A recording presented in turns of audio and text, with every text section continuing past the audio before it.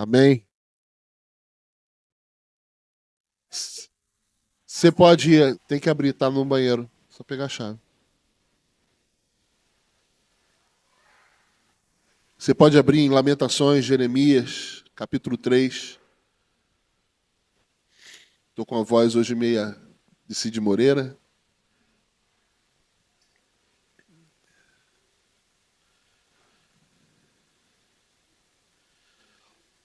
Todo mundo achou? Lamentações 3. Acende a luz pra gente. Pode acender ali. Ou ali, não sei. Não. É lá. Aí, o pessoal vê a. A Mira já está enxergando aí? Glória a Deus. Todo mundo achou? Diz assim: Eu sou o homem que viu a aflição pela vara do furor de Deus. Ele me levou e me fez andar em trevas e não à luz. Deveras ele volveu contra a minha mão e de contínuo todo dia fez envelhecer a minha carne e a minha pele. Despedaçou os meus ossos, edificou contra mim e me cercou de veneno e de dor. Fez-me habitar em lugares tenebrosos, como os que estão mortos para sempre. Cercou-me de um muro e já não posso sair. Agravou-me com grilhões de bronze. Cercou-me de um muro. Versículo 8. Ainda quando clamo e grito, ele não admite a minha oração. Fechou os meus caminhos com pedras lavradas. Fez torturas as minhas veredas, tortuosas as minhas veredas. Fez-me como o urso à espreita, um leão de emboscada. Desviou os meus caminhos e me fez em pedaços. Deixou-me assolado. Entesou o seu arco e me pôs como alvo à flecha. Fez que me entrassem o coração as flechas da sua aljava. Uau! Fui feito objeto de escárnio para todo o meu povo e a sua canção todo dia. Imagina você lendo esse texto no dia do seu aniversário, assim. Fartou-me de amarguras, saciou-me de absinto, fez-me quebrar com pedrinhas de areia os meus dentes, cobriu-me com cinza, afastou a paz da minha alma, esqueci-me do bem. Então disse eu: já pereceu a minha glória, como também a minha esperança no Senhor. Vou ler de novo esse versículo. Então disse eu: a conclusão diante dessa catástrofe, ele diz, Jeremias, o conhecido profeta chorão: já pereceu a minha glória, como também a minha esperança no Senhor. Lembra-te da minha aflição e do meu pranto, do absinto e do veneno. Minha alma continuamente os recorda e se abate dentro de mim. Ele fala para Deus: Senhor, o senhor não está vendo o que está acontecendo, né? Ele fala: lembra-te, Senhor, do que tu está fazendo. Eu acho que tu queria me punir, queria me corrigir, mas o senhor esqueceu e está me deixando a punição. Sabe quando você deixa a panela de pressão e você sai de casa e aí você tem que voltar correndo, porque senão ela vai explodir, porque você deixou o fogo ligado? Ele está falando assim: Senhor, o senhor deixou a pressão aqui no máximo, e se o senhor não aparecer, a panela vai explodir. É o que ele está falando. Mas de repente, no versículo 21, ele vira e fala: quero trazer à memória o que me pode dar esperança. Senhor, eu quero entregar esse tempo nas tuas mãos, que o Senhor fale ao nosso coração de uma forma clara, específica e que nós possamos saber o que o Senhor disse nessa manhã.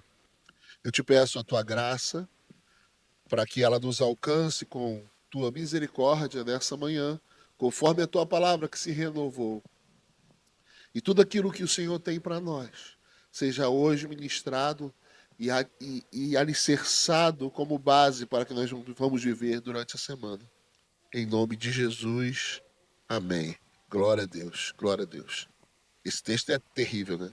Eu, quando li Jeremias há um tempo atrás, resolvi ler de novo Jeremias. Fiquei meio deprimido, Porque Jeremias é tenso. Quando você lê Jeremias, gente, vale a pena ler Jeremias. Para você, vale, para você entender como lidar com a dor. E esse capítulo 3 é um capítulo especial, porque Jeremias, ele passa por situações terríveis. Você imagina você ter a certeza de que Deus fala contigo. Uma certeza absurda. E Deus, através dos anos, mostrou para o povo que Deus falava com você. Então você não só sabe, como é reconhecido nacionalmente como um profeta de Deus. Você tem a sua estabilidade financeira, você tem a sua moral na cidade onde você mora e em toda a nação de Israel. E de repente, Deus te entrega uma palavra dura. E você entrega essa palavra dura para uma nação que te rejeita, porque não quer viver aquilo que Deus estava falando. Em vez de mudar a postura, eles quiseram calar a voz do profeta. Isso é uma coisa interessante, porque muitas vezes as pessoas querem receber palavras de bênção. Mas quando você traz uma palavra de Deus, que é uma palavra dura, se ele não mudar, em vez de ele mudar, que seria o mais fácil, se arrepender, ele fala que o que você está falando não é de Deus. Só que no caso de Jeremias, não foi só o que você falou não é de Deus. No caso de Jeremias, foi assim: você não falou de Deus e você vai sofrer consequências. Então Jeremias foi preso algumas vezes, foi machucado, torturado. Ele foi jogado num poço para se deixar ser morto nesse poço. O próprio texto vai contar, e a gente vai falar mais para frente, que Jeremias ele fala que não sabe como Deus o livrou daquele poço, quando ele recorda o que Deus fez. Porque foi um milagre. Jeremias era para ter morrido. Jeremias sofreu na mão dos reis. Os reis quiseram o matar. Mas Deus, de uma forma milagrosa, poupou Jeremias. Mas poupou Jeremias entre o lamento. Poupou Jeremias, ele vendo o que ele profetizou acontecendo e dolorido no coração dele, porque era a cidade dele, era o povo dele. Ele viu aquelas crianças que estavam sendo levadas cativas nascer, crescer, se tornar homem. A situação de Jeremias era terrível, porque agora, uma cidade que o povo era feliz, o povo tinha o que comer, era um povo próspero. Agora não tinha o que comer, haviam só velhos, crianças e mulheres. Os homens foram levados, tudo estava destruído, e Jeremias está no meio disso tudo chorando. Gente, Jeremias tem ou não tem razão para estar muito triste? Muito triste. Ele está numa situação que, com certeza, nenhum de nós queria estar. Mas aqui ele nos ensina, sabe? A gente, nessa busca moderna por tranquilidade, a gente prefere sempre o que é mais rápido, o que é mais fácil. A gente quer uma pílula mágica, a gente, na verdade, quer criar atalhos para que nós possamos estar bem emocionalmente, bem espiritualmente, bem fisicamente, bem alimentados.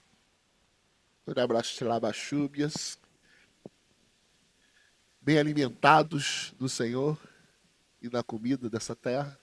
A gente quer andar bem, a gente quer viver bem, a gente quer que tudo dê certo. E para isso a gente acha que sempre vai ter atalhos. Só que a verdade é que Jeremias, ele fez tudo certo, mas deu tudo errado. E o que fazer então? A resposta de Jeremias aqui, que mostra o fundo do poço de alguém, é o que fazer diante da visão que te causa desconforto. Lógico que aqui a gente está falando de algo muito terrível, mas você não precisa chegar no fundo do poço, igual Jeremias chegou, para aprender, obrigado, varão, o que ele está ensinando. A resposta de Jeremias, diante de uma destruição total, não é ignorar o que está acontecendo.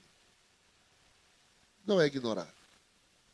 Durante muito tempo eu vi senhoras do círculo de oração falando sobre isso que eu vou dizer agora para vocês. Eu vi essa frase muitas vezes. Tudo está dando errado, está tudo destruído, e o cara chega, e aí ela falava assim: pode ter certeza, meu filho, vai melhorar. Jesus é com você. Fica tranquilo. Fica alegre. Pessoas com depressão profunda, com amargura, alguém batendo as costas assim, não, Jesus é a sua cura. Vai dar tudo certo. Sorria. Jeremias não fez isso. Jeremias escreveu o que estava ruim. Ele não só fez uma oração, como ele deixou escrito o que estava ruim. Gente, é terrível o que a gente leu, não é verdade? Ele fala que Deus colocou pedrinhas como areia na sua comida para quebrar os dentes dele. Coisa terrível. Deu veneno para ele beber. Jogou ele num poço e ainda marcou ele com ferros. Que ele fala bronze, não sei. Machuca ele. Ele olha para a cidade e fala, está tudo destruído. E ele fala, ele relata isso. A gente tem a Lamentações de Jeremias porque ele entendeu que era preciso relatar o que está desconfortável e não ignorar o que está desconfortável. Quando a gente ignora algo que dói, essa dor vai se tornar o nosso destino. Quando a gente não trata de assuntos difíceis, esses assuntos vão nos acompanhar durante toda a nossa jornada. Por isso é, muito importante o que Jeremias está fazendo. Jeremias está dizendo aqui, deixando claro, que o caminho da cura tem a ver com você ver os fatos claramente, deixar registrado de onde o Senhor vai tirar você. O caderno de oração, ele deve ser esse lugar. Por quê? Porque ali você escreve o que você quer que Deus mude, o que está te incomodando, ou seja na sua vida, ou seja na vida do outro. Aquele registro é tão fantástico, porque daqui a alguns anos, quando você tiver as suas respostas, ele vai servir para você e para outras pessoas, como um marco do que Deus fez. Mas ignorar é burrice. Por isso que Jesus, quando ele fala sobre oração, ele fala assim que a gente tem que ser como aquela viúva que ficou enchendo a paciência do juiz, porque queria que ele desse uma resposta favorável a respeito dela. Ele faz isso, ele deixa isso claro, porque ele está falando assim, não ignore o que está te incomodando. Não ignore a sua dor. Fala para o seu irmão assim, não ignore a sua dor.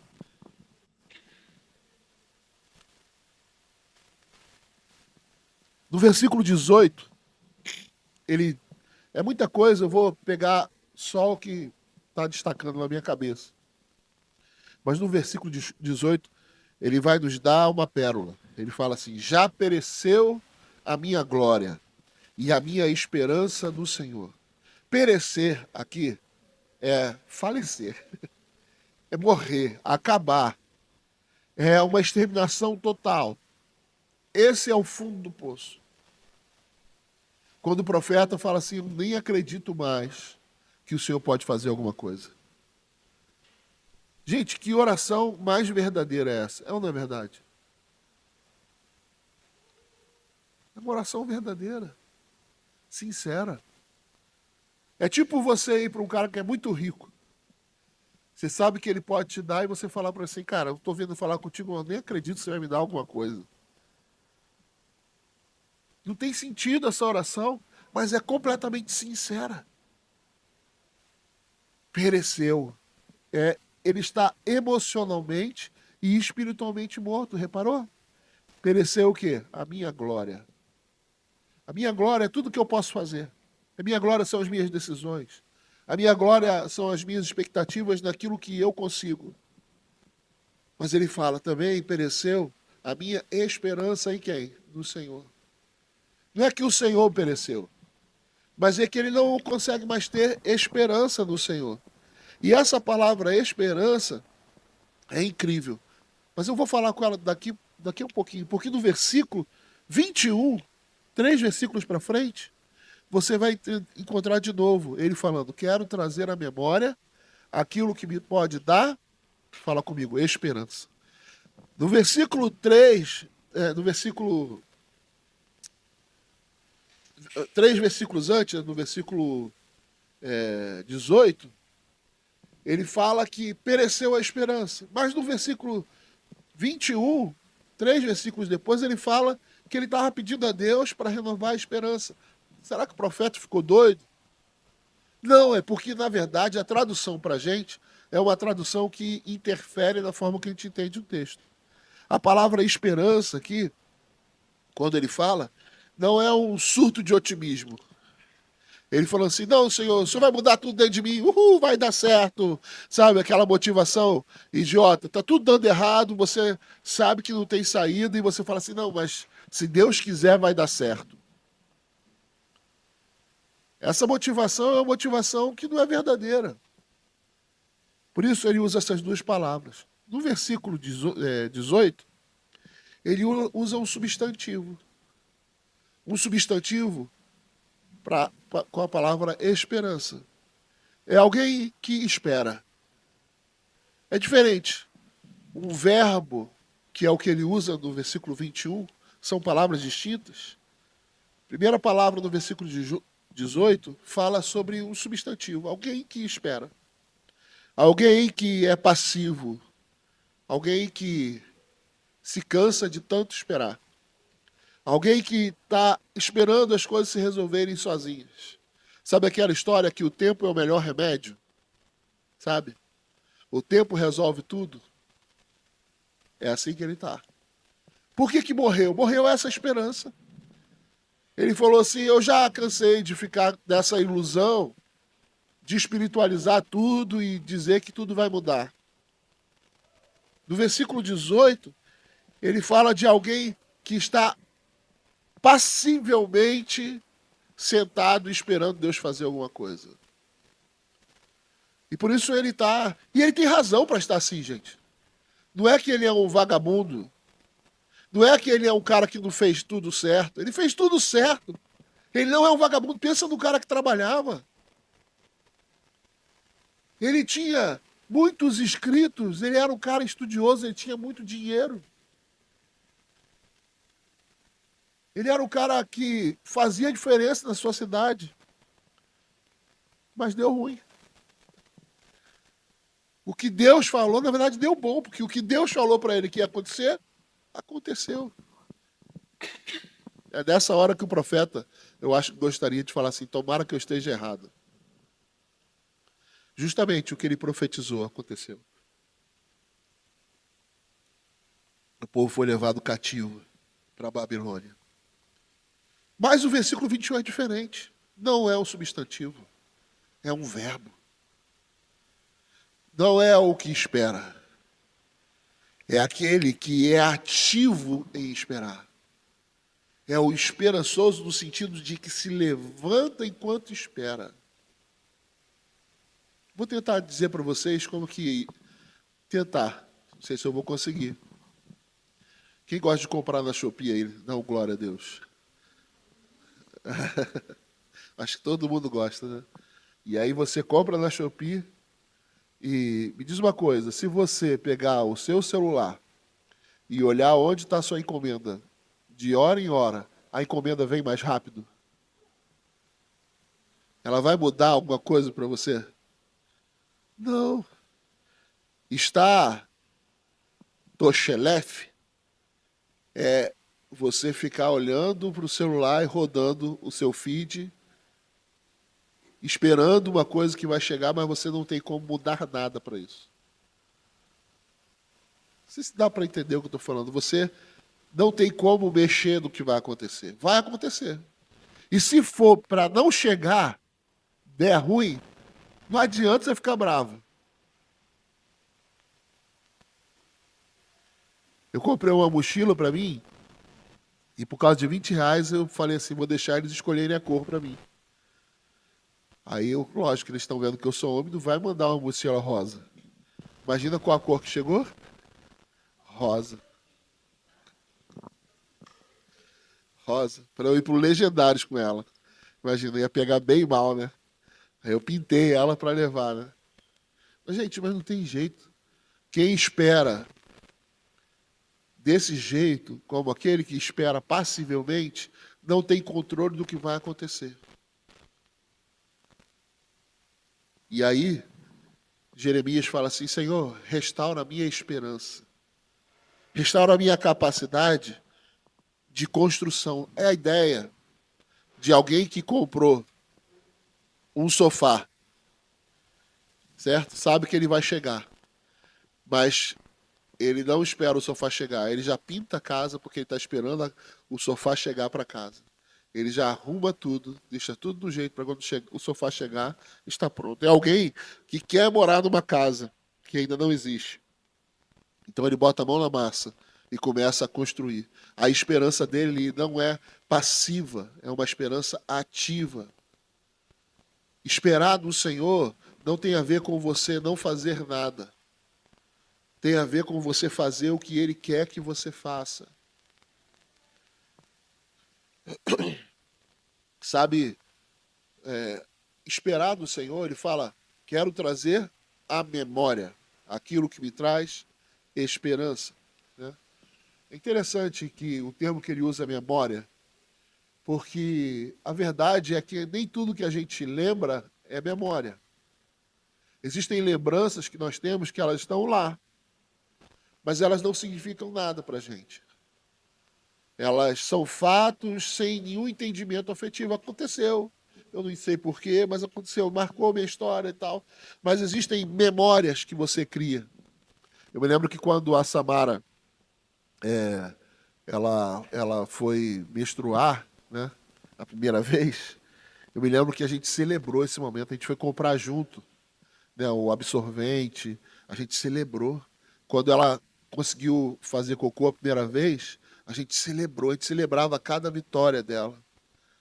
Eu gostava de ir para a praia com a Samara e desenhar com a Samara. A Samara lembra até hoje de quando a gente ia para a praia de bicicleta.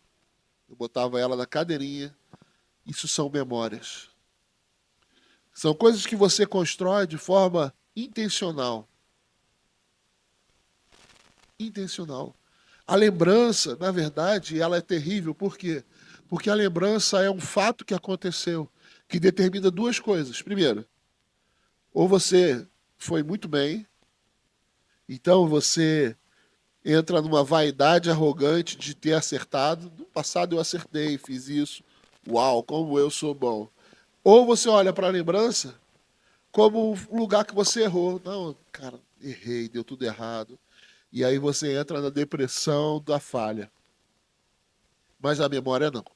Trazer a memória é você trazer elementos para o seu presente que vão te ajudar a você construir o futuro. Por isso o profeta fala, Senhor, eu quero trazer à memória aquilo que pode me dar esperança. Você precisa, eu preciso construir esse banco de memórias. Eu preciso acessar isso. Eu preciso trazer à minha mente coisas que vão fazer com que as minhas ações sejam certeiras. Imagina Jeremias, gente. Jeremias não tinha razão para se levantar. Se ele parasse tudo, ficasse chorando nas ruas de Jerusalém, seria algo aceitável, porque ele tinha perdido tudo. Deus foi misericordioso com ele, não levou ele cativo. Ele ganhou o coração daqueles que vieram várias vezes assolar Jerusalém. Deus poupou ele, mas emocionalmente Jeremias estava acabado. E ele não conseguia fazer mais nada.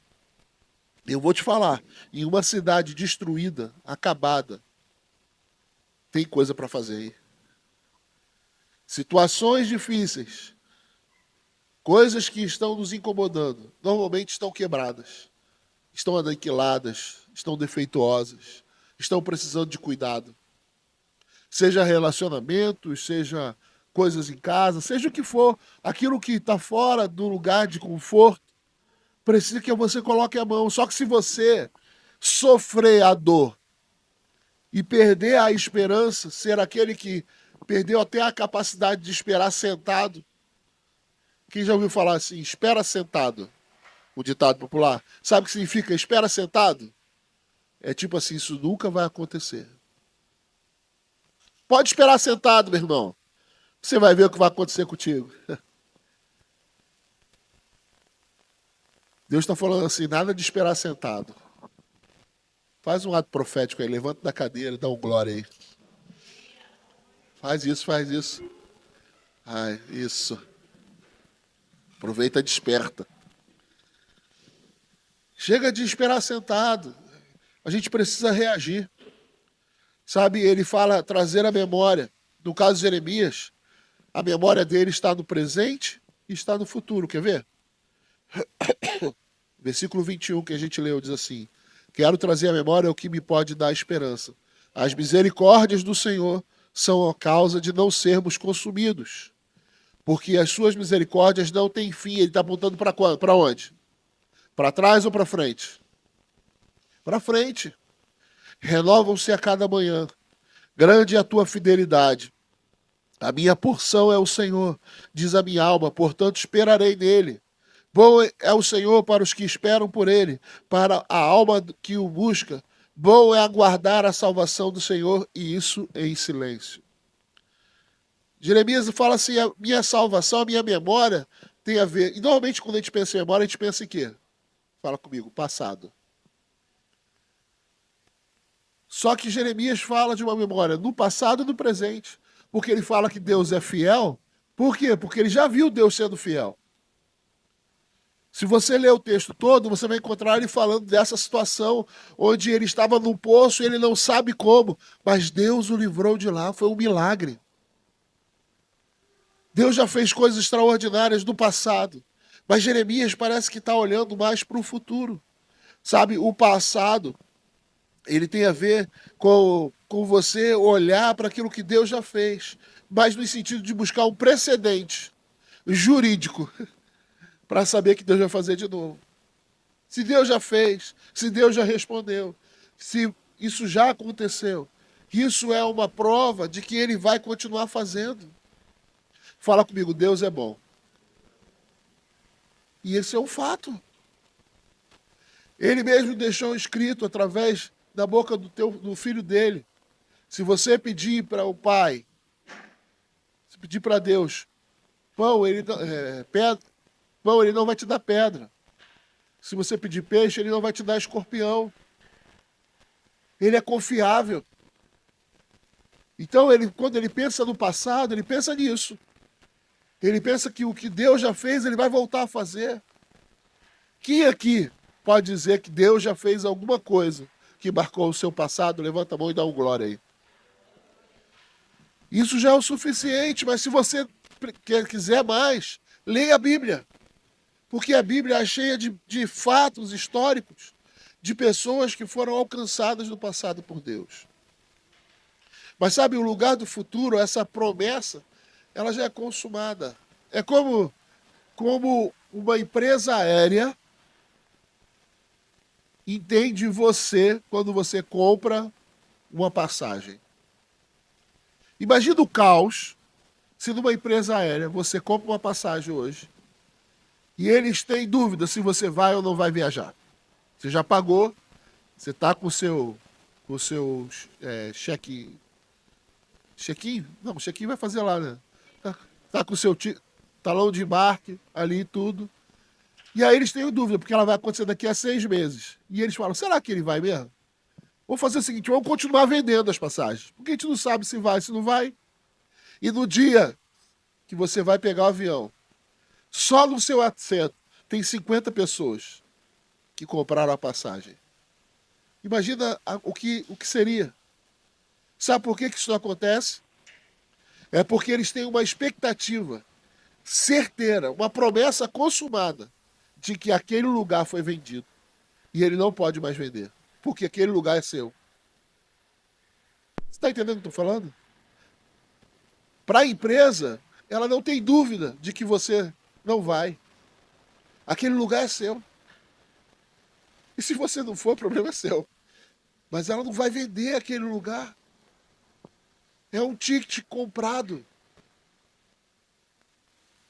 A gente, quando se relaciona com Deus, a gente não pode ter uma promessa de compra. Quando você vai comprar a passagem aérea, você tem um tempo. Eu acho que um dia, não sei quando você para poder pagar, não tem uma coisa assim? Não tinha antigamente. Porque você tem uma promessa de compra, só que a promessa de compra não te garante que aquilo vai acontecer. Você não pode ter uma promessa de compra, você não pode ter uma expectativa que talvez aconteça. Você precisa saber quem Deus é para você. Por isso que ele fala que bom é o Senhor. Por isso que ele fala que o Senhor é bom para aqueles que esperam nele. E esperar aqui não é o sujeito, é o verbo. Esperar no Senhor é se levantar, é se mover, é agitar. Sabe? Quando a gente vive no passado no sentido dessa esperança, que a gente não sabe o que Deus vai fazer, e a gente fica parado ali esperando Deus ser bom e a misericórdia dele se renovar, num estado eterno de apatia, a gente é preso. A gente é preso porque a gente não consegue fazer o que é preciso. A Simone vai viajar e dessa vez eu vou fazer diferente. Apesar que eu vou encontrar com ela depois, lá no Rio, né? A gente vai lá resolver a questão da casa. E eu vou aproveitar depois, chegar no finalzinho dela estar lá, resolver com ela, fica um pouquinho mais e ela volta para Samara. Mas, às vezes que ela viajava para o Rio, vocês não podem contar para ela. Às vezes que ela viajava para o Rio, a casa, eu estava lá na casa fazendo as coisas, e aí eu sujava uma coisa e falava assim, quer saber? Amanhã eu limpo. Aí eu fazia outra coisa, quer saber? Amanhã eu limpo. E quando chegava um dia antes dela chegar, eu olhava para casa e falava assim, meu Deus. E eu saía correndo. E eu ficava cansado. Às vezes eu tomava um banho e já estava na hora de pegar ela no aeroporto. Aí chegava lá tudo limpinho assim. Mas, cara, que sacrifício que foi. Sabe por quê? Porque apesar de eu saber que ela ia chegar, eu não fiz nada nos dias que eu podia fazer. E aí, na hora que Deus vai agir, na hora que a bênção vai chegar, a gente fica exausto, porque a gente não conseguiu fazer nada antes. A gente não preparou o nosso coração antes para ser tocado pelo Senhor. A gente não preparou o ambiente para aquilo que Deus vai fazer. Vocês estão entendendo o que eu estou falando? Trazer a memória é você comprar essa passagem, saber que você vai viajar. Trazer a memória é começar a buscar no Senhor e até que Ele fale e você já vê como se já tivesse acontecido. Sabe, eu comprei a passagem para ela e eu falei ontem para ela, Simone, você é enrolada, filha. Pelo menos já começa a ver o que você vai levar. Porque senão vai chegar no dia antes da viagem e aí ela vai ficar procurando as coisas para arrumar e é aquela confusão. A gente precisa antecipar. Como? Fazendo o que eu posso. E esperando ativamente naquilo que Deus vai fazer. Então age. Fala para o seu irmão assim, se balança. Trazer a memória é uma certeza absurda. Trazer a memória é você ser motivado pelo que você espera a tomar passos até lá. É você entender que, mesmo que ainda não esteja acontecendo o que você espera que aconteça, que você tenha essa certeza, você vai dar passos. Então, muitas vezes, no casamento, né, que está com problema, por exemplo, ou no relacionamento de pais, de filhos, a gente, às vezes, quer que Deus faça, e a gente fica esperando Deus fazer. Porque, afinal de contas, enquanto o outro não der um passo, eu não vou dar um passo. Quando, na verdade, eu deveria começar a dar passos crendo que Deus vai fazer. Crendo que Deus vai agir. Se lembra de Jacó e Esaú? Jacó, ele sai de Labão, rico, casado, cheio de filho. Mas ele vai encontrar o seu irmão e ele tinha tanta dúvida no coração dele do que ia acontecer. Ele tinha muita dúvida. E por causa da dúvida, o medo dele gerenciou as ações dele. Ele falou assim, eu vou então mandar riquezas para o meu irmão de presente. Depois ele mandou servos E por último, ele manda a própria família para o irmão, com medo absurdo de algo que ele não sabia que ia acontecer, até Deus tocar nele. Ali no Vale de Jaboque, ele é tocado por Deus. Gente, ele é machucado por Deus, a ponto de nunca mais ele andar normalmente. Jacó virou um manco até a sua morte. Todo mundo olhava para Jacó e falava, lá vem ele, lá vem ele, lá vem Jacó. Por quê? Porque Deus tocou. E sabe o que ele fez? Ele foi ter com o irmão dele. Porque Deus disse para ele que ia dar tudo bem, tudo certo. E como Deus disse, aconteceu. O irmão dele não quis nada que era dele. E Deus livrou ele da mão do seu irmão Esaú. Mas enquanto ele não tinha uma certeza de Deus, ele foi governado pelo medo. Ele ficou defendendo a sua vida. Ele ficou defendendo, vai que o meu irmão quer me matar, então eu vou dar um jeito. A gente precisa entender o que Deus está querendo trazer para a gente através dessa história. Sabe? Existe uma diferença crucial entre expectativa e certeza. Quando nós temos uma expectativa de algo acontecer, é uma possibilidade, mesmo que seja uma possibilidade bem viável. Mas quando nós temos certeza, nós não temos dúvida do que Deus vai fazer. Sabe? E quando a gente pensa nessa questão da palavra esperança, que é um verbo, que é uma atitude, não tem como a gente esquecer o verbo da vida, Jesus. Como que eu vou acessar aquilo que pode me trazer esperança? Eu preciso acessar o coração de Jesus. Porque de verdade, Jeremias ele olha o caos e ele fala do caos com maestria. Mas ele vira e fala assim, Senhor, será que o Senhor pode me curar da minha incredulidade? O problema não era o caos. O problema era a visão de Jeremias. No caso de Jeremias, Deus estava fazendo o que era preciso. Toda aquela dor e destruição era necessária.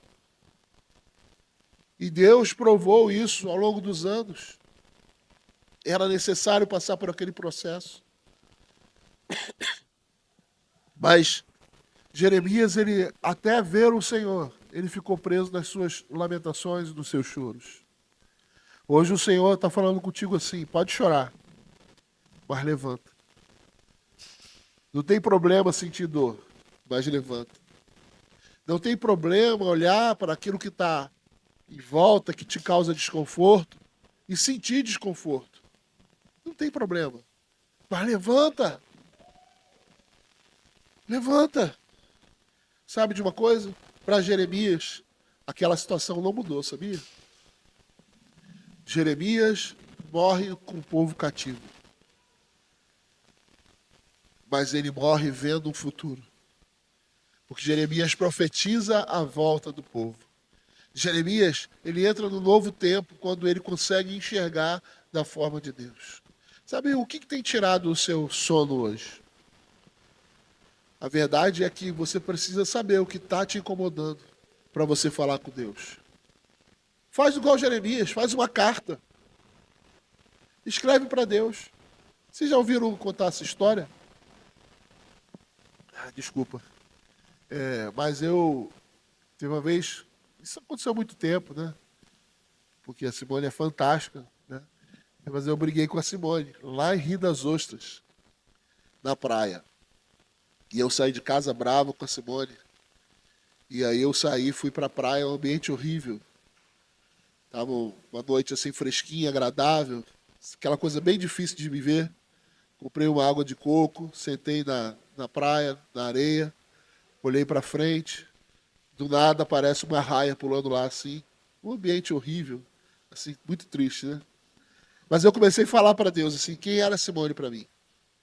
E o que eu estava achando dela. E Deus deixou eu falar. E aí eu perguntei, e para você, Deus, quem é a Simone? E ele começou a falar. E aí eu comecei a entender o que eu deveria esperar. O caos que eu estava vendo era o que eu estava percebendo. E para mim era verdade. Mas Deus tinha uma outra opção. Deus tinha uma outra visão para mim. E eu comecei, então, levantei daquele lugar, pedi perdão ao Senhor. E andei em direção àquilo que Deus queria que eu andasse. Nem sempre vai ser fácil, nem sempre vai ser rápido. Mas sempre é o melhor caminho. Porque ninguém merece viver amargurado. Deus está falando assim, levanta. Ele não está prometendo nada para vocês hoje. Ele só está falando assim, acredita em mim, levanta. Levanta, vai valer a pena levantar e guerrear. Hoje o Senhor está mandando a gente, no dia fresquinho desse, né? Gostoso de ficar embaixo da coberta. Ele está falando assim, guarda essa coberta, dá uma corrida no parque. Se levanta, reage, reage. Hoje, esse é acho que o maior desafio dessa geração. O maior desafio dessa geração é encontrar motivos para reagir. Porque parece que o que alegra hoje, amanhã não é o suficiente. E você vê um bando de gente perdida em lembranças, sem construir memórias. Eu creio que Deus ele quer nos dar a oportunidade de não só... Obrigado, cara. Você é fantástico. Não só falar levanta, mas ele está te dando a oportunidade de construir memórias. Então, Léo, constrói memórias com a Kika. Kika, constrói memórias com o Léo. Vocês estão entendendo? Jess, constrói memórias. Vanes, constrói memórias. É isso. Quando a gente constrói memórias, a gente estabelece um lugar para Deus agir. Sabe, eu creio que nós precisamos ser respostas uns para os outros. Quando Deus, ele traz a memória do coração de Jeremias, o que podia dar esperança, ele lembrou do que Deus tinha feito através de pessoas. Sabe quem tirou Jeremias do poço? Uma pessoa. Uma pessoa marcou a história de Jeremias, arrancando ele do poço. E na hora da crise maior, ele falou assim, Senhor, eu lembro que naquele dia eu esperava a morte. Eu não tinha mais expectativa de vida. Mas o Senhor levou alguém que marcou a minha memória.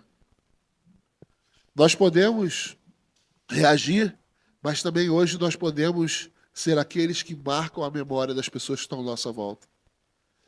Que eu e você possamos assumir esse lugar. Amém? Vamos ficar em pé?